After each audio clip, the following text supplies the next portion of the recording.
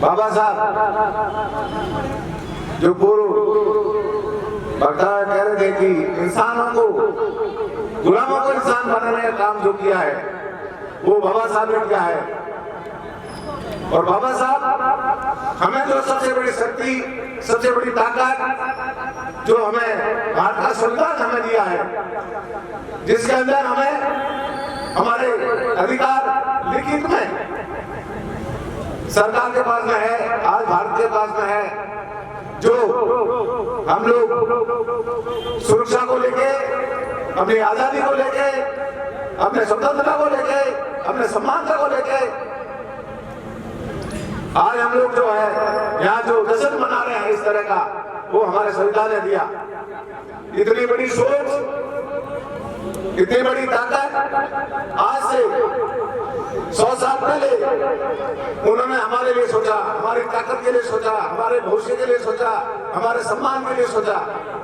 हजारों साल की गुलामी के बाद में जब बाबा साहब ने इस तरह का सब कुछ देखा, समझा, उन्होंने खुद को अपने ऊपर 10 सेकंड क्लिप बना दिया, अत्याचार शोषण के शिकार हुए।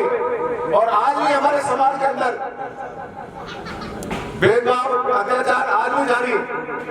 जब बाबा साहब के उस समय जो है उनको पानी नहीं पिलाते थे, उनको मकान गिरे में नहीं देते थे, लेकिन आज भी हालत वो है।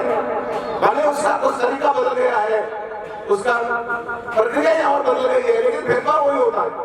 आज भी जोधपुर जैसे महानगर में यदि कोई दलित कमरा लेने जाता है तो पहले पूछेगा जाति क्या है, नहीं तो वो मकान नहीं देगा। यदि भूल में दे भी दिया, उसको पता लग गया कि बाद में यदि हम लोगों को जो है ये जाति कोई दलित है, तो वो किसी भी बहाने में करके भी वो कमरा जो है मकान खाली करवा देगा। तो इस परिस्थिति हमारे आज भी ग्राम पंचायत में हमें मिलती है, राशन की दुकान पर मिलती है, विद्यालय की जहाँ हमारा शिक्षा का निर्माण होता है, हमारे बच्चों का भविष्य तय होता है, भारत का भविष्य तय होता है, वहाँ भी आज की तारीख में भी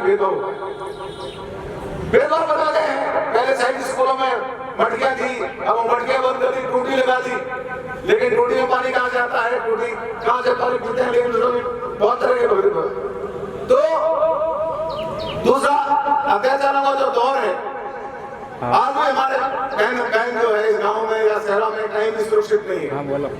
आज भी रात 8 बजे के बाद में शहर में निकलने का जो है नाम और निशान नहीं है। 1-2 लीटर तो बहुत सी चीजें हैं। दूसरा हमें संविधान को पढ़ना पड़ेगा, संविधान को समझना पड़ेगा। 2 लीटर हमें जो बाबा साहब ने जो हमारे अधिकार लिखे हैं, कानून लिखे हैं, हमारे कानून काम में लेने के जो तरीके लिखे हैं, उसको हमें पढ़ना पड़ेगा, समझना पड़ेगा। खाली जय भीम करने से हमें आज की जो है, एक समय था कि हम जय भीम करने के बाद में हमें समय मिलता था, हमें ताकत मिलती थी, हमें सम्मान मिलता था, लेकिन आज जय भीम के साथ साथ हमें बाबा साहब को पढ़ना पड़ेगा, समझना पड़ेगा। इसके बाद ही हम लोग जो है उसको आगे बढ़ सकते। और हमें आज युवाओं से बहुत अपील करते हूँ कि आप लोग यदि सक्षम हुए, जागरूक हुए, आपकी ताकत यदि समाज के सामने रख पाएंगे, क्या कह पाएंगे, अपनी आवाज बुलंद कर पाएंगे, तो जो सत्ताएं हैं वो हिल जाएगी।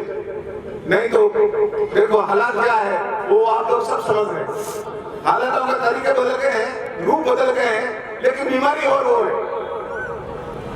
तो हम लोगों को जो है समझना चाहिए, पढ़ना चाहिए, और उससे आगे जो है सत्ता की ओर जाने के लिए हमें समझ बनानी चाहिए।